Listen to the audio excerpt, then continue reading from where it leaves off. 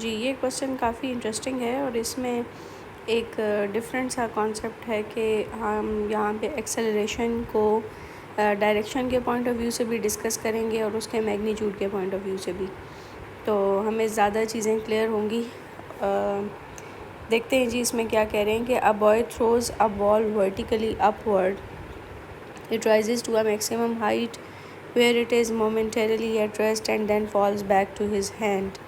Which row gives the acceleration of the ball at various stages in its motion? Take vertically upward as positive, ignore air resistance। ठीक है जी, ये बड़ी important बात है कि वो कह रहे हैं कि इग्नोर एयर रेजिस्टेंस। तो हम इसमें एयर रेजिस्टेंस को इग्नोर करें और हम याद करें कि बॉल अगर अपवर्ड जा रही हो, आपने उसको वर्टिकली अपवर्ड फेंका होगा तो ज़रूर आपको कोई इनिशियल वेलोसिटी देनी पड़ी होगी, लेटस से कि वो 10 मीटर पर सेकेंड है और हाईएस्ट पॉइंट पे जाके बॉल रुक गई और फिर बॉल फॉल बैक कर रही है और फाइनल वेलोसिटी उसकी -10 होगी व्हेन आप उसे कैच करेंगे, और हाईएस्ट पॉइंट पे इसकी स्पीड जो है वो ज़ीरो होगी। ये वाली पॉइंट जो है रेस्ट पे है। तो अगर हम ग्राफ प्लॉट कर लें यहाँ पे तो हमें इजी हो जाएगा। लेटस से कि ये हमारा ग्राफ है वेलोसिटी टाइम। ठीक है जी, मैं इसमें एक पोर्शन अरेज कर देती हूँ क्योंकि हमें सिर्फ वेलोसिटी की पॉजिटिव और नेगेटिव वैल्यूज़ चाहिए और उसके बाद हम ग्राफ ड्रॉ करें तो ये कुछ ऐसा ग्राफ आएगा हमारे पास और इस तरह से। और इसमें जो इम्पोर्टेंट चीज़ है वो ये कि ये वाली आपकी 10 की स्पीड है और उसके बाद ये वाली स्पीड आपकी -10 है और ग्राफ का जो ग्रेडियंट होगा वो होगा -9.81। इसकी क्या रीज़न है? क्योंकि आप अगर एक्सेलरेशन की वैल्यू निकालें तो यहाँ पे इस पोर्शन में, मैं कह रही हूँ इस पोर्शन में अगर आप एक्सेलरेशन की वैल्यू निकालें तो a is equal to VF minus VI over time. तो टाइम में यहाँ ये भी टाइम है मैक्सिमम हाइट को रीच करने के लिए लगा, मैं इस वक्त उसमें इंटरेस्टेड नहीं हूँ।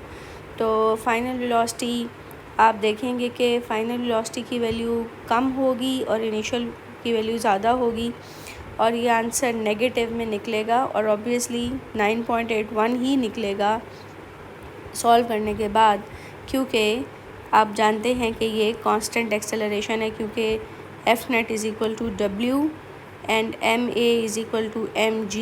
मैथ्स कैंसिल हो गया तो एक्सेलरेशन कांस्टेंट है, तो यहाँ पे कांस्टेंट वैल्यू 9.81 ही आएगी, लेकिन नेगेटिव आंसर इसलिए आ रहा है क्योंकि आपकी जो फाइनल वैल्यू है, मतलब आपने इस टाइम इंटरवल के दरमियान ग्रेडियंट ले रहे हैं, ठीक है, इस टाइम इंटरवल के दरमियान, तो ये वाली वैल्यू आपकी इनिशियल बनती और ये फ़ाइनल।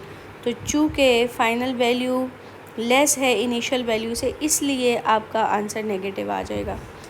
और अगर आप इस पोर्शन में कर लेते हैं, टाइम इंटरवल इस पोर्शन में लेते हैं, तो ये आपकी इनिशियल वैल्यू बनी जो कि लेस नेगेटिव है और इस तरह से ये वाली आपकी फ़ाइनल वैल्यू बनी और ये मोर नेगेटिव है।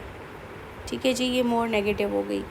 अब आप एक्सेलरेशन निकालें, किस पोर्शन में निकाल रहे हैं एक्सेलरेशन, अगले वाले में, यानी इस पोर्शन के लिए मैं एक्सेलरेशन देख रही हूँ, तो दैट इज़ मोर नेगेटिव। मसलन मैं -10 कर लेती हूँ और उसके बाद माइनस लेस नेगेटिव यानी -2 ओवर टाइम इंटरवल की कोई भी वैल्यू है, तो आप देखेंगे कि -10 + 2, तो आंसर स्टिल नेगेटिव ही आएगा, नेगेटिव आंसर आएगा और वो -9.81 ही होगा जब आप इसको यहाँ पे टाइम की किसी वैल्यू से डिवाइड करेंगे। तो इसका मतलब है कि मैग्नीट्यूड ऑफ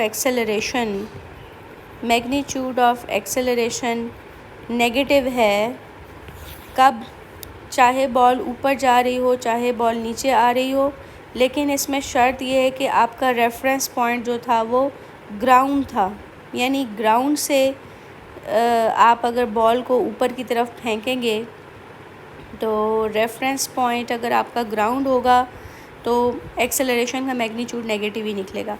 तो उस हिसाब से ये आपका आंसर बी बनता है और आप ये देखें, एक और इंटरेस्टिंग बात ये है कि ये जो ग्राफ हम वेलोसिटी टाइम ले रहे थे, this is velocity time graph, तो आपका यूं का ग्रेडियंट है। तो देखें सारा टाइम आपका ग्रेडियंट कांस्टेंट है, कांस्टेंट ग्रेडियंट है थ्रू आउट द मोशन, चाहे आप हाईएस्ट पॉइंट पर हैं, ठीक है, यानी हाईएस्ट पॉइंट पे इस वक्त भी ग्रेडियंट आपका -9.81 ही है। ये नहीं कि किसी भी जगह पे ग्रेडियंट आपका ज़ीरो हुआ है।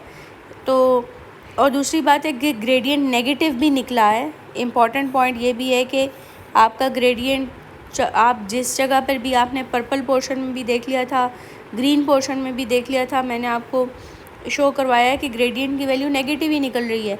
तो इसका मतलब है कि ये पॉजिटिव वैल्यूज़ तो आ नहीं सकती, ठीक है, या ये नहीं हो सकता कि राइजिंग पे पॉजिटिव हो और फॉल पे नेगेटिव हो। आप इसको इस तरह भी चेक कर सकते हैं कि आप ये दो पॉइंट्स ले लें और इसमें देखें कि इस पॉइंट पे आपकी वैल्यू होगी फॉर एग्ज़ाम्पल 2 है और इस पे -6 है फॉर एग्ज़ाम्पल।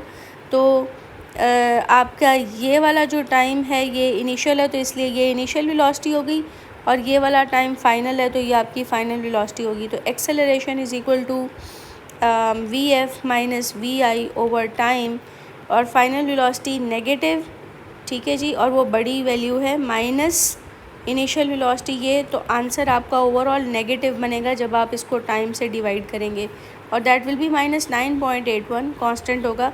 तो यानी कहने का मकसद ये था कि इस टाइम इंटरवल के दरमियान, यानी जहाँ पे आपकी मैक्सिमम हाइट है उधर भी बेशक ग्रेडियंट लेके देख लें तो वो नेगेटिव ही बनता है। तो मैक्सिमम हाइट पर भी -9.81 आ रहा है।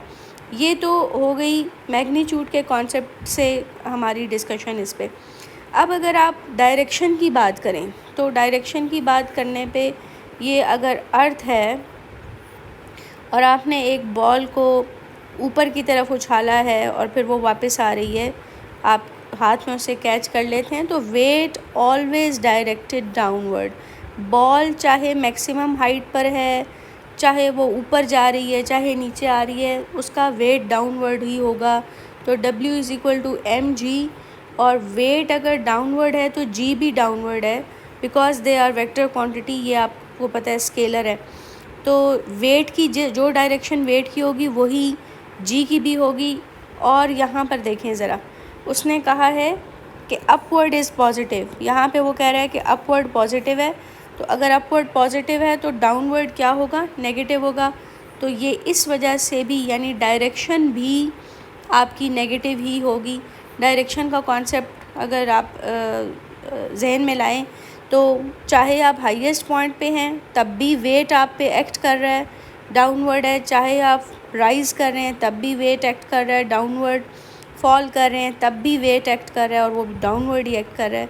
So direction is also negative, and from magnitude point of view acceleration is negative all the time during its motion when it is rising and when it is falling, ठीक है।